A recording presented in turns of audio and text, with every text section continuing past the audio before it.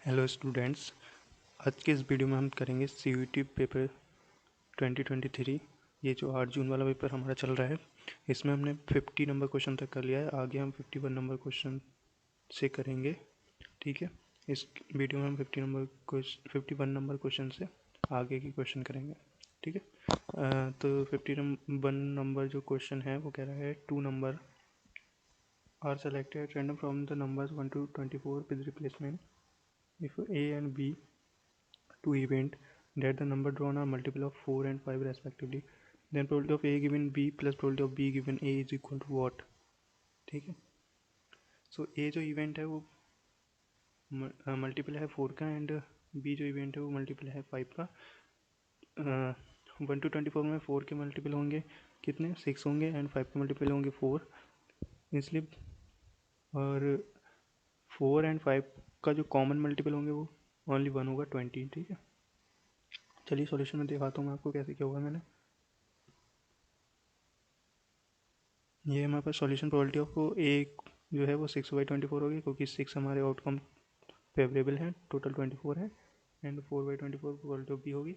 Intersection में हमारे पास 1 element है तो 1/24 हो गया, इसलिए probability of A given B क्या होता है, intersection B upon probability of B, ये हो गया 1/24, 4/24 equal to 1/4। Similarly probability of B given A निकालेंगे तो ये आ जाएगा 1/6, और इसको सॉल्व करने के बाद आ जाएगा हमारे पास 5/12। ठीक है, चलिए आगे चलते हैं। 5/12 में हमारा इसका आंसर हो जाएगा। 52 नंबर क्वेश्चन की बात करते हैं। बेटी टाइपरेशन हमसे पूछ रहे हैं for first 2 and natural number से every odd number assign -1 and even number assign +2 weight. Weighted mean जो होता है वो हमारा सिमिलर होता है फ्रीक्वेंसी मीन की तरह। तो फ्रीक्वेंसी मीन जैसे हम कैलकुलेट करते हैं उसमें फ्रीक्वेंसी की जगह पे हम वेट लगाते हैं अगर, तो हमारा वो वेटेड मीन हो जाता है। ठीक है, चलिए मैं दिखाता हूँ कैसे मैंने किया हुआ है। यहाँ पे वेटेड जो है summation W I x I upon summation W I, हमारे पास फ्रीक्वेंसी वाले में क्या होता है, summation F I x I upon summation F I होता है। ठीक है, तो हम इसको करेंगे तो -1 जो हमने इवन नंबर्स को असाइन कर दिया 1 3 5 डॉट डॉट डॉट, एंड 2 जो है वो हमने असाइन कर दिया ऑड नंबर्स को 1 3 5, उसको हमने -1, एंड इवन नंबर को 2 4 अप टू एन को 2 कर दिया। ठीक है, तो ये हमारे पास एन इवन है एंड एन ऑड है, तो ऑड वालों को -1, इवन वालों को +2। ठीक है, 2n-1 n हो गया ये। अब इसका जो सम होता है वो होता है n² ऑड वालों का, और इवन वालों को होता है n+1। ठीक है, तो ये हो गया -n² प्लस का 2n n+1। इसको सॉल्व करेंगे, ये आ जाएगा हमारे पास n+2 हो गया हमारे पास आंसर। n+2 आंसर हो गया हमारे पास इसका। 53 वाले की बात करें तो ये हमारे पास प्रोबेबिलिटी ऑफ ए दे रखा है, बी कॉम्प्लीमेंट की प्रोबेबिलिटी दे रखी है, यूनियन बी दे रखा है, तो probability of A complement union B complement पूछ रहा है। तो इसको हम करेंगे, इसको हम कर सकते हैं डिमॉर्गन लॉ जो होता है वो क्या कहता है, probability of A intersect probability of A complement union B complement equal होता है probability of A intersection B के होल कॉम्प्लीमेंट के। ठीक है, चलिए सॉल्यूशन में बताता हूँ कैसे क्या होगा। ये हमें दे रखा है probability of A probability of B complement A union B दे रखा है।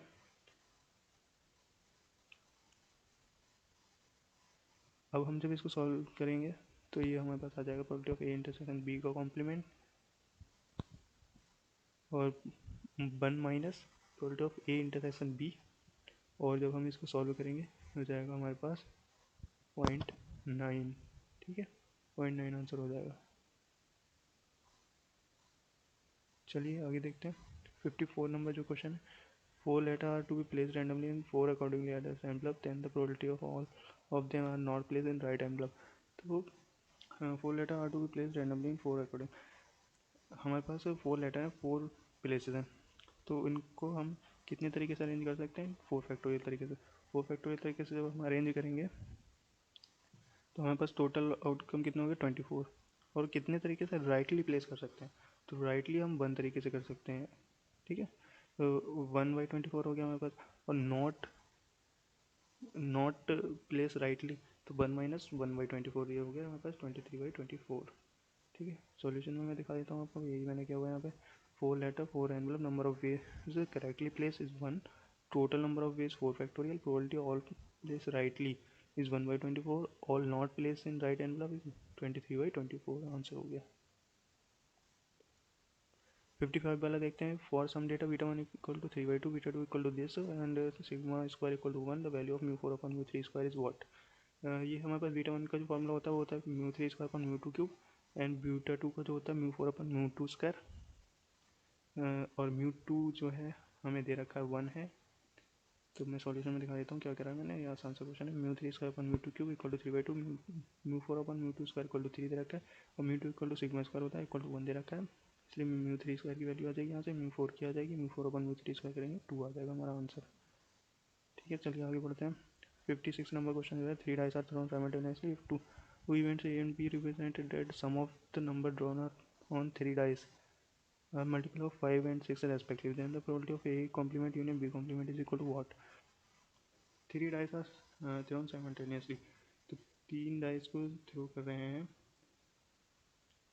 और उस पर जो सम आ रहा है वो हमारा 5 का मल्टीपल होना चाहिए, तो इवेंट ए हो गया, और 6 का मल्टीपल होगा तो इवेंट बी हो गया। ठीक है, और मैक्सिमम सम कितना हो सकता है, 18 हो सकता है, क्योंकि अगर तीनों पे 6 6 6 आ जाए।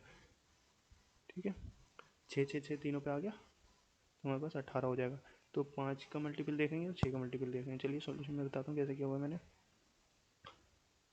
56 नंबर, ए का मल्टीपल 5 है, बी का मल्टीपल 6 है, प्रोबेबिलिटी ऑफ ए 3/216 हो जाएगा, क्योंकि टोटल आउटकम 216 है, और हमारे पास जो सम है वो है 5 का मल्टीपल होना चाहिए, तो कितना होगा 15 होगा, और 10 होगा, 5 होगा। ठीक है, तो 3 हो गए, और 6 का मल्टीपल कितना होगा, 6 होगा, 12 होगा, 18 होगा, तो 3/2 16 हो गया। तो probability of A complement union B complement करेंगे by De Morgan law, probability of A intersection B complement हो जाएगा, 1 माइनस करेंगे, probability of A intersection B हो गया, probability of A intersection B 0 है। ठीक है, 5 का 6 का मल्टीपल आएगा ही नहीं 18 तक कोई भी, तो इसलिए 1 हो जाएगा आंसर।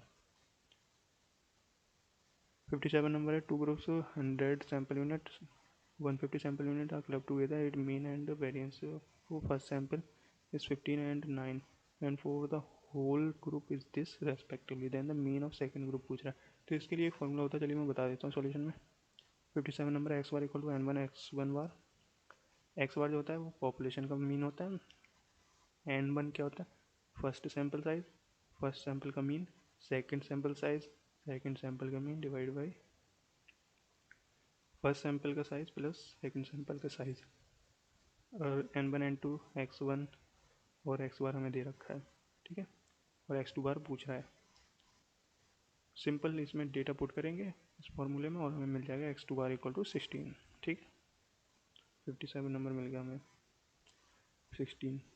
58 नंबर की बात करते हैं, random variable X takes values 1 to up to N with equal probability. तो ये जो है हमारे पास एन पॉइंट्स हैं हमारे पास विद इक्वल प्रोबेबिलिटी, तो ये हो गया हमारे पास डिस्क्रीट यूनिफॉर्म। डिस्क्रीट यूनिफॉर्म का जो वेरिएंस होता है वो होता है एन स्क्वायर माइनस 1/12, तो ये वाला हमारे पास आंसर हो जाएगा। 58 की बात कर 59 की बात करते हैं, random variable X assume the values 0 1 2 with equal probability, then the moment function of the random variable X about origin is what. ठीक है, तो हमारे पास 3 पॉइंट है with equal probabilities, moment function पूछ रहा है क्या होगा, चलिए मैं बता देता हूँ क्या होगा।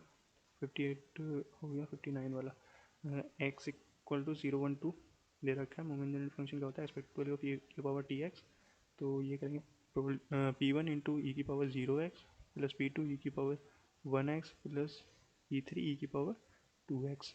ठीक है, तो P one P two P three equal दे रखे हैं, इसलिए हमने इसको इक्वल मान लिया, तो ये हो जाएगा हमारे पास 1/3। ठीक है, 1/3 हो जाएगा, तो इसकी जगह पे पुट कर देंगे और इसको सिंप्लीफाई करेंगे, तो ये बन जाएगा हमारे पास सेकंड वाला ऑप्शन। ठीक है, आसान था ये क्वेश्चन।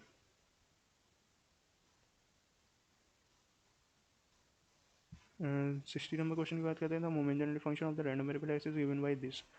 तो ये जो है हमारे पास नेगेटिव बाइनोमियल का एम जी एफ है, और नेगेटिव बाइनोमियल का हमारे पास वेरिएंस और एक्सपेक्टेशन पता होता है, तो इससे कैलकुलेट कर लेंगे आसानी से। ये है, यहाँ से 9 कॉमन लेंगे नीचे से, तो 1/9 हो गया, 1 माइनस 8/9 ई की पावर टी होल की पावर 17। ठीक है, तो ये हो गया आर बराबर 17 एंड पी बराबर 1/9। तो एक्सपेक्टेशन ऑफ एक्स होता है आर क्यू अपॉन पी, इसको सॉल्व किया तो ये हो गया 17 × 8। वेरियंस ऑफ एक्स होता है R Q upon P square, इसको सॉल्व किया 17 × 8 × 9, variance of X upon expected value of X equal to 9। ठीक है, तो ये हो गया हमारे पास 9 आंसर।